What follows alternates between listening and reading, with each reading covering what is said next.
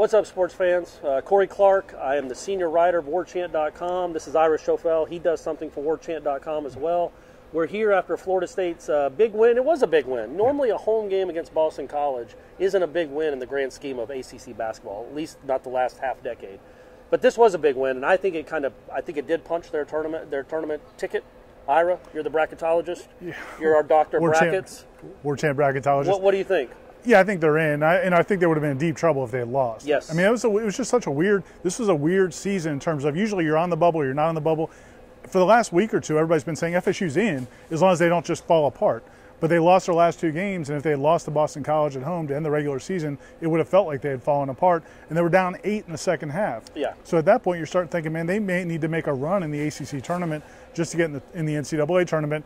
Instead, they have the big Trent Forrest, Brian Angola, Ike Obiagu, and they had so many individual performances to lift them in the second half and win by 9 points, a game that it looked like they may not win. Yeah, no, they played really well in the last 5 minutes when it mattered, and that's, that probably is a stretch that saved the season, because watching this team, I don't see a team that can make a deep run in an ACC tournament.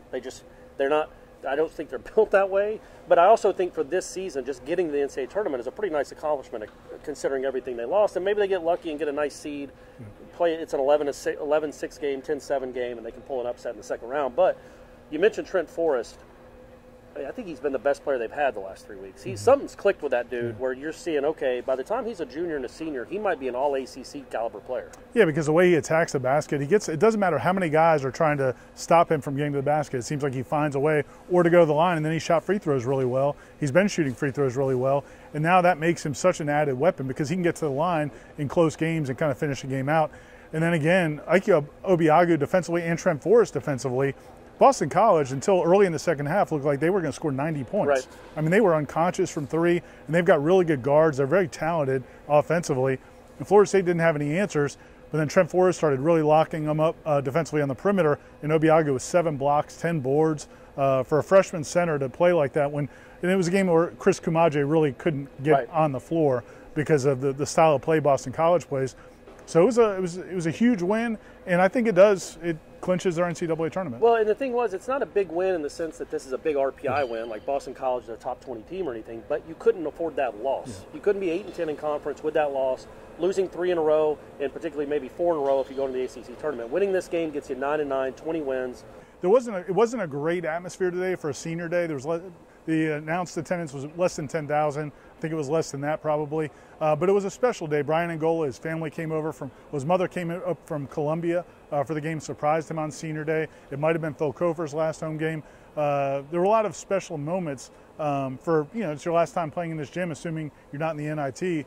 You got a story coming on Brian Angola? I do, yeah. He was really emotional, obviously, as he saw his mom. And I thought what was cool was how emotional Leonard Hamilton got talking about it after the game. His girlfriend had arranged for his mom to surprise him. It was obvious that it was very emotional for him. Obviously, to top it off, his mother was here, so he was very happy. I mean, Brian Angola said after the game, that's the second time his mom's ever seen him play. He moved away from his hometown when he was 14 years old. Wow. So that's the second time she's ever seen him play. And for him to score 19 in the second half, 21 for the game, I think it was 21, that was really good, not just for him doing it in front of his mom and the emotional feelings that come with that, but also it's good for the team to have that dude back again. The feels. Yeah, it's good for the feels, but it's also good for the team. The teams and the feels, it's good. So anyway, we're going to wrap up. We've talked way too long anyway. That game took, I think, 5.5 hours to play. So we're getting out of here. Florida State wins 85-76. I'm Corey. He's Ira.